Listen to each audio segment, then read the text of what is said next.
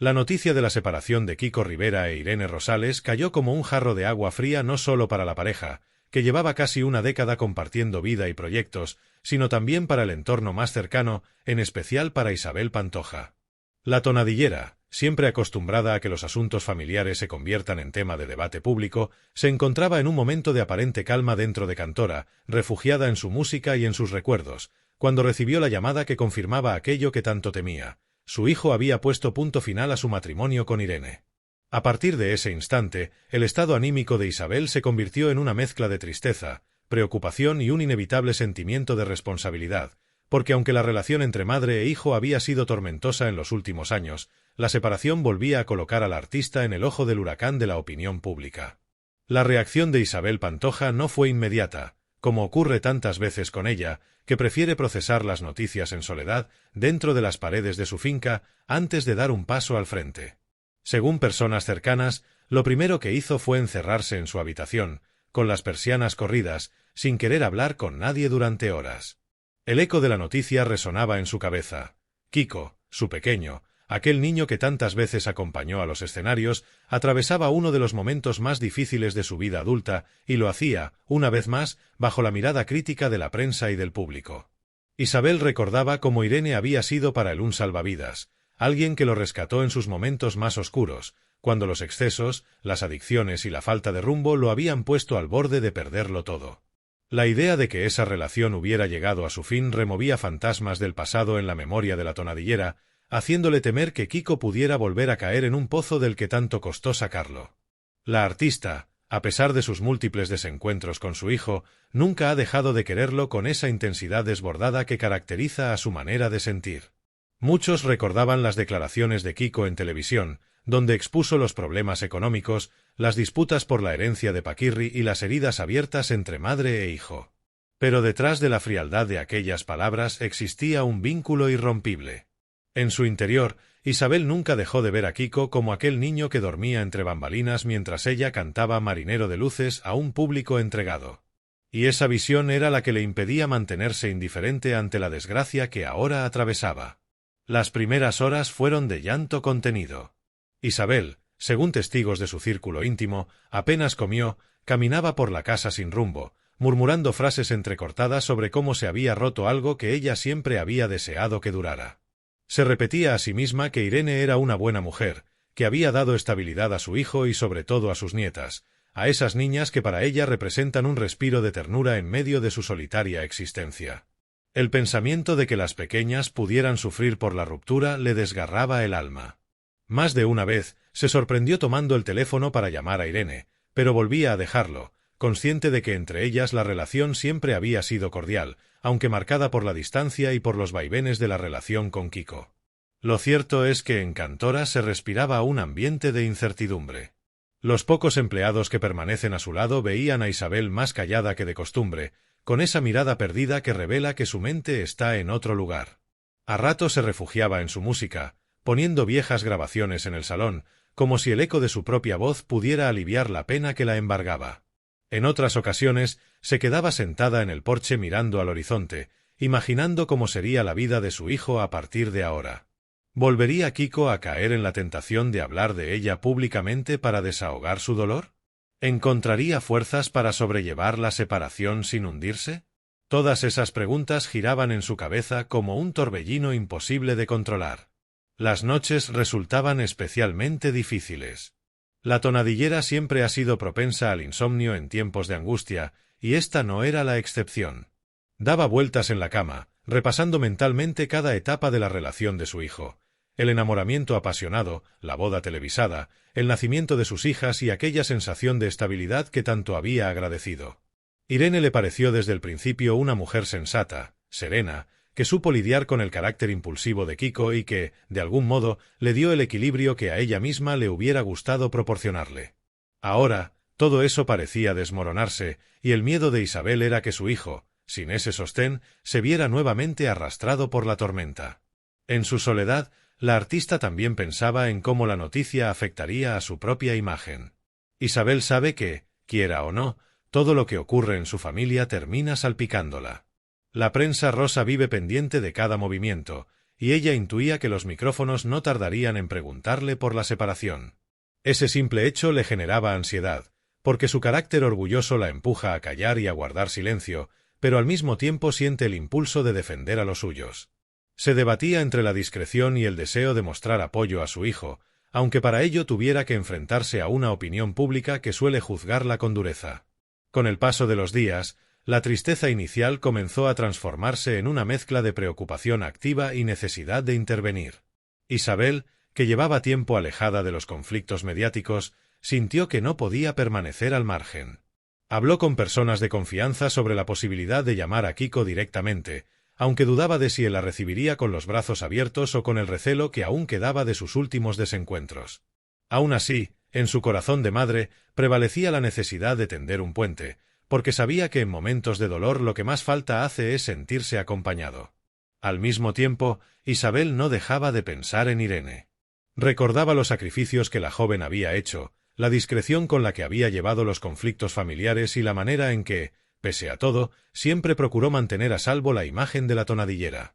Esa lealtad silenciosa le despertaba un cariño especial, y por eso la ruptura le dolía doblemente, por su hijo, pero también por la mujer que había demostrado ser un pilar fundamental. Isabel comprendía que Irene había llegado a un punto de saturación, que la convivencia con Kiko no había sido fácil, y que tomar la decisión de separarse no había sido fruto de un capricho, sino de un largo proceso de desgaste. Los recuerdos de su propia vida también acudían a su mente. Isabel no podía evitar compararse con Irene, recordando cómo ella misma, tras la trágica muerte de Paquirri, tuvo que rehacer su vida en medio de las críticas y la exposición mediática.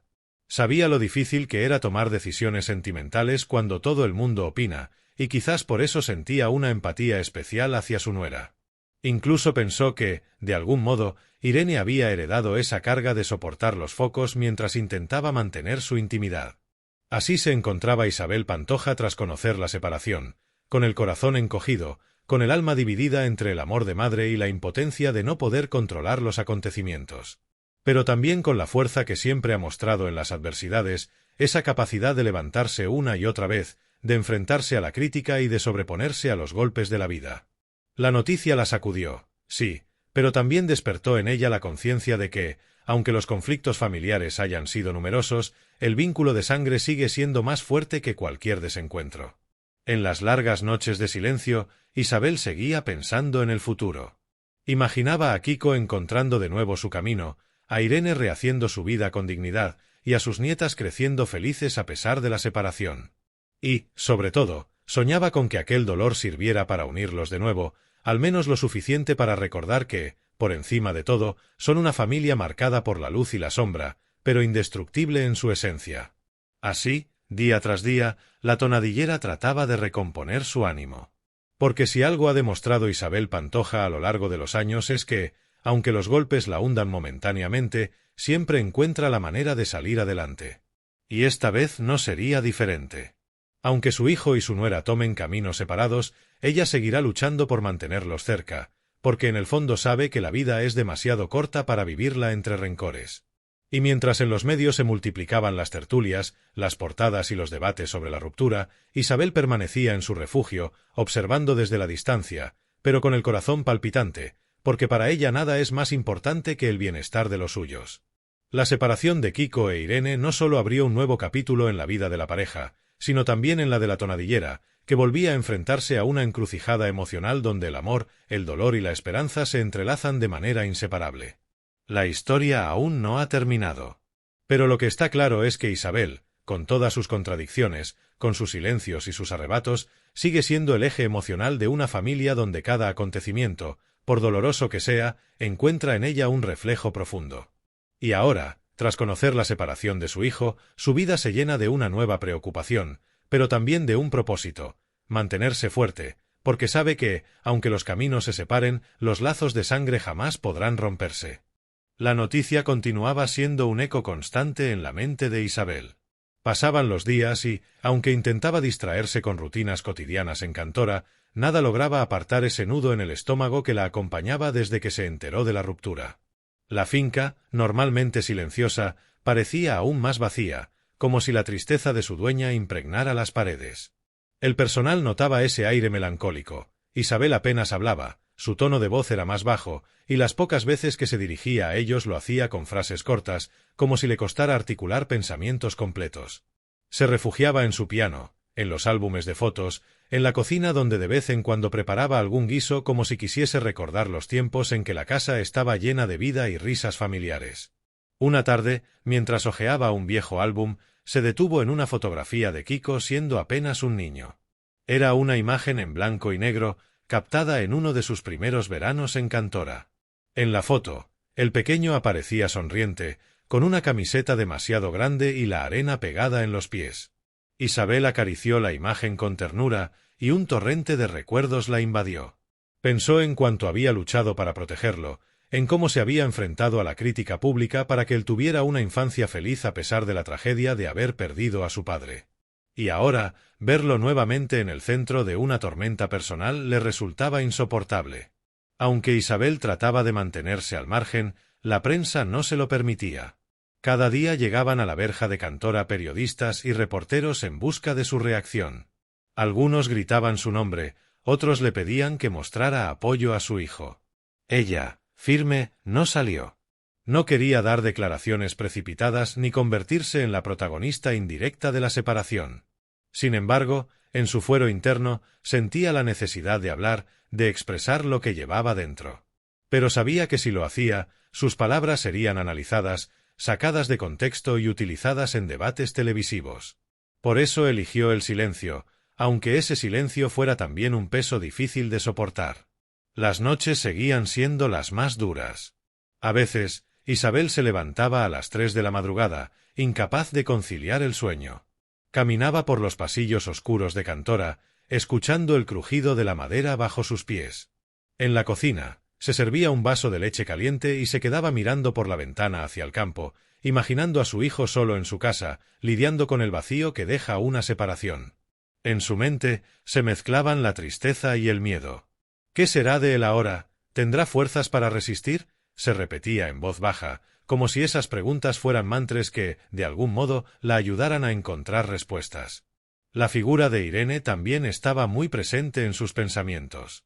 Recordaba los momentos compartidos en celebraciones familiares, la serenidad con la que ella solía dirigirse, la discreción que siempre mostró en público. Isabel valoraba esa actitud, porque sabía que no era fácil convivir con el apellido Rivera Pantoja y con la sombra constante de los focos mediáticos. Irene lo había hecho con dignidad, y eso la hacía sentir una gratitud silenciosa. Le dolía imaginarla sufriendo, tomando la decisión de separarse después de tantos años de lucha conjunta. Y sobre todo, le dolía por sus nietas.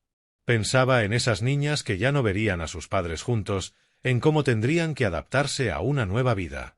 Ese pensamiento era quizás el más doloroso de todos. En conversaciones con algunos íntimos, Isabel confesaba que temía que este golpe acercara a Kiko a los excesos de su pasado. No quería verlo recaer en la tristeza, en la desorientación, ni mucho menos en las adicciones. Para ella, la estabilidad que Irene había aportado era fundamental, y ahora que ese pilar desaparecía, su hijo quedaba en una especie de terreno incierto. Esa angustia la mantenía en vilo. Una parte de ella deseaba tomar el coche e ir a abrazarlo, pero otra sabía que la relación madre e hijo aún tenía heridas abiertas. El miedo al rechazo, al reproche, la frenaba. Pese a esa parálisis emocional, Isabel comenzó a dar pequeños pasos. Una mañana, después de desayunar, cogió su móvil y revisó los números guardados. Allí estaba el de Kiko. Dudó varios minutos, respirando hondo, hasta que al final decidió enviarle un mensaje corto. «Hijo, estoy aquí para lo que necesites. Te quiero». No sabía si él respondería, pero solo escribir esas palabras le devolvió cierta paz. Al rato, vio el doble check azul en la pantalla. No hubo respuesta inmediata, pero al menos sabía que lo había leído. Eso bastó para que las lágrimas volvieran a brotar, esta vez de alivio. Por otro lado, Isabel también pensaba en cómo afrontar la nueva dinámica familiar. Era consciente de que, con la separación, su papel como abuela cobraría mayor relevancia.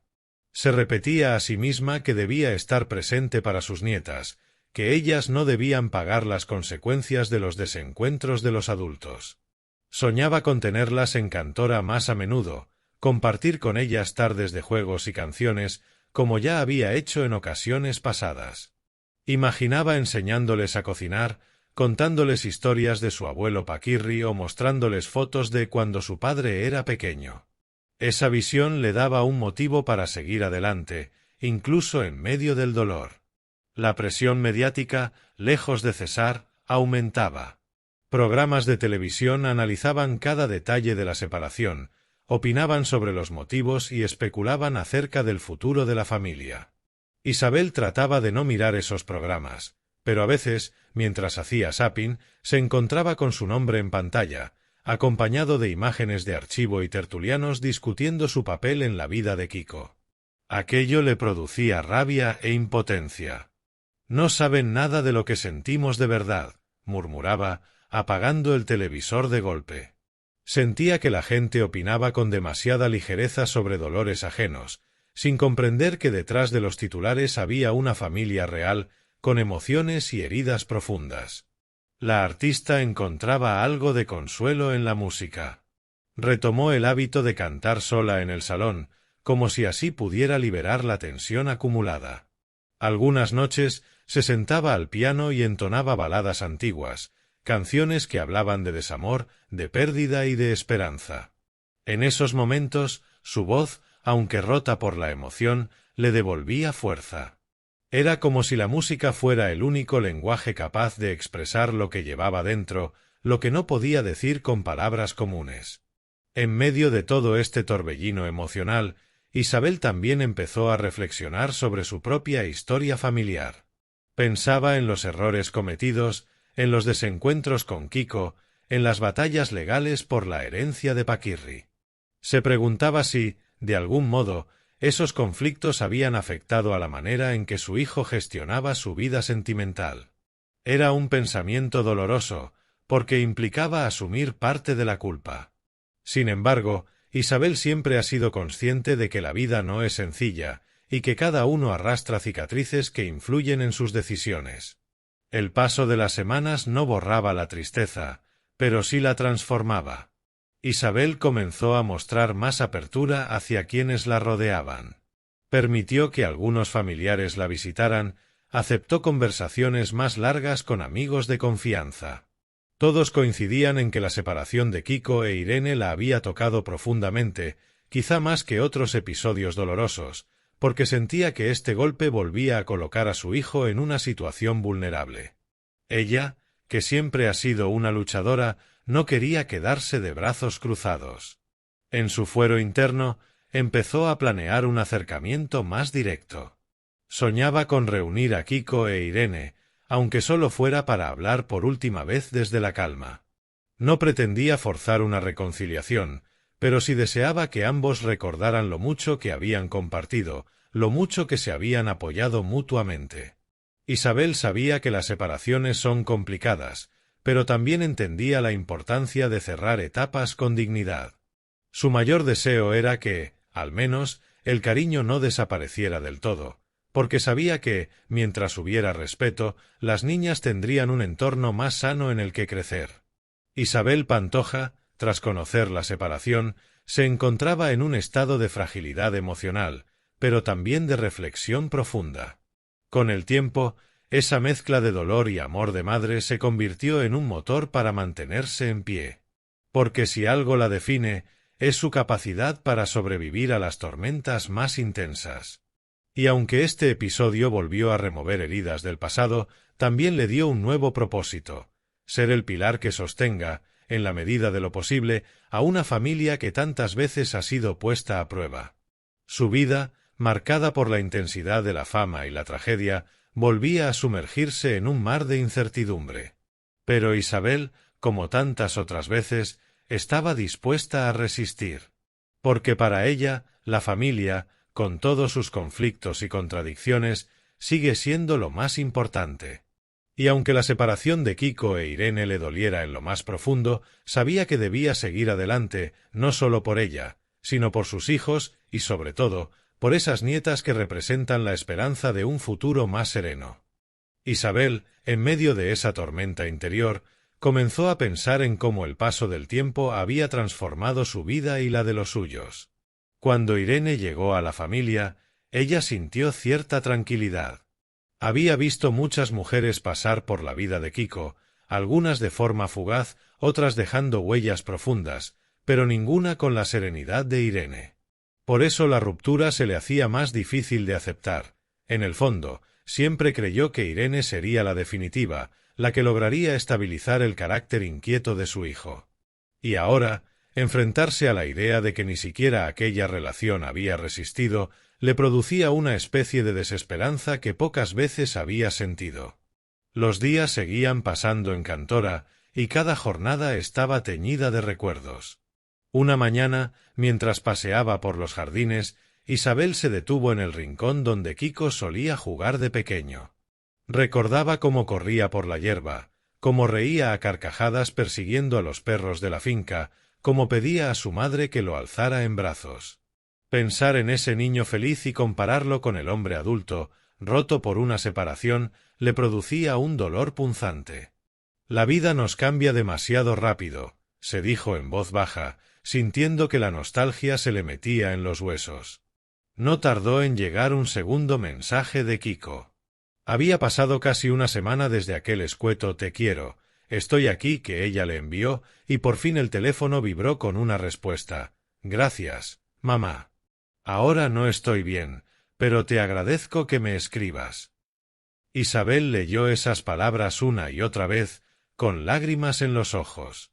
No era mucho, pero era suficiente para abrir una rendija. Aquel mensaje significaba que su hijo no la había cerrado por completo de su vida, que aún había un camino posible hacia la reconciliación. Ese detalle, pequeño en apariencia, le devolvió un hilo de esperanza. En paralelo, los medios de comunicación no cesaban. Algunos hablaban de la separación como un desenlace inevitable, otros señalaban que la pareja llevaba tiempo distanciada. Isabel evitaba leer las revistas, pero la información le llegaba igualmente a través de conocidos. Sabía que cada titular era como una puñalada para Kiko, que odiaba sentirse expuesto. Y eso la hacía sufrir aún más.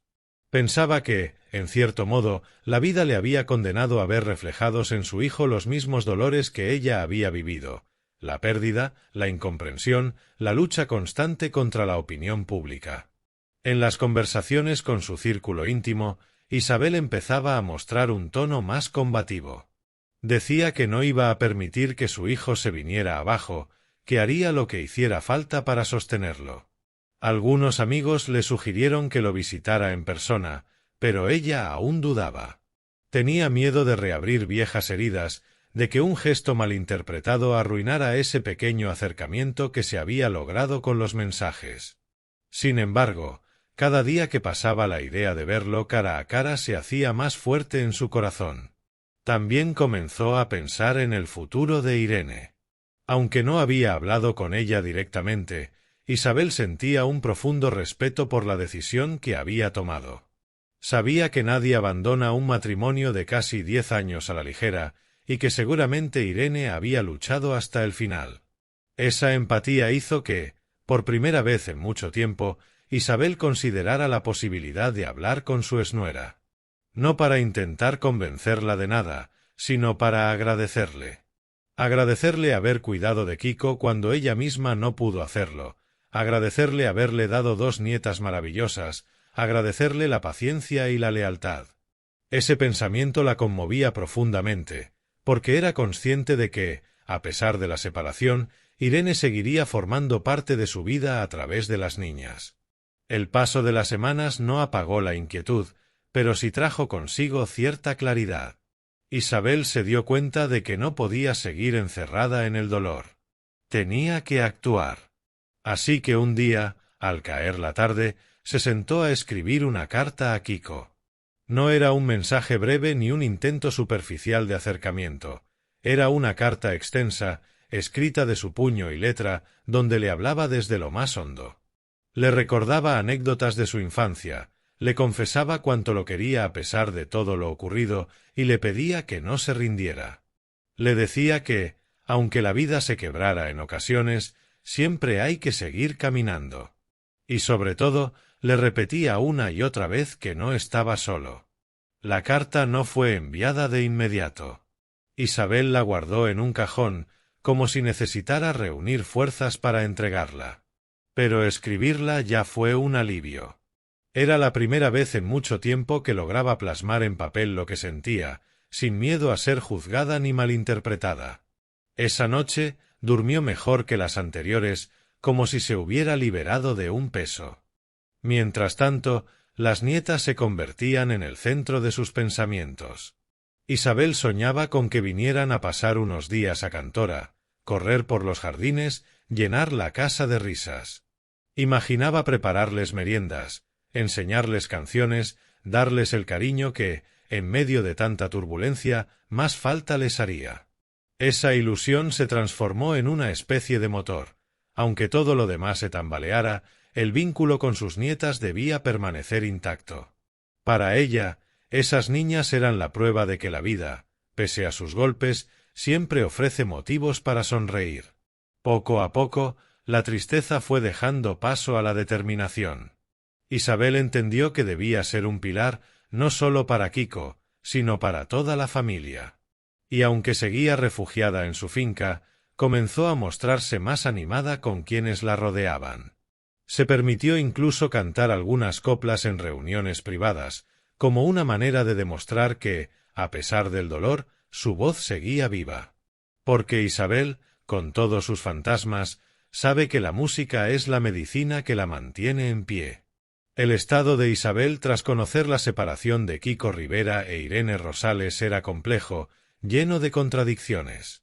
Pasaba del llanto a la esperanza, de la nostalgia a la determinación. Pero lo que quedaba claro es que el amor de madre seguía intacto, incluso fortalecido. Porque la ruptura no solo reabrió viejas heridas, sino que también le recordó lo verdaderamente esencial: la familia, con todas sus imperfecciones, sigue siendo el corazón de su vida. Y así, mientras España entera comentaba la noticia, Isabel Pantoja se aferraba a ese amor incondicional, dispuesta a volver a tender la mano a su hijo, a apoyar a su exnuera desde el respeto y a proteger a sus nietas con la fuerza que siempre la ha caracterizado. Porque, al fin y al cabo, la vida de Isabel siempre ha sido eso: una batalla constante entre el dolor y la esperanza, una historia donde, a pesar de las sombras, nunca deja de brillar una luz.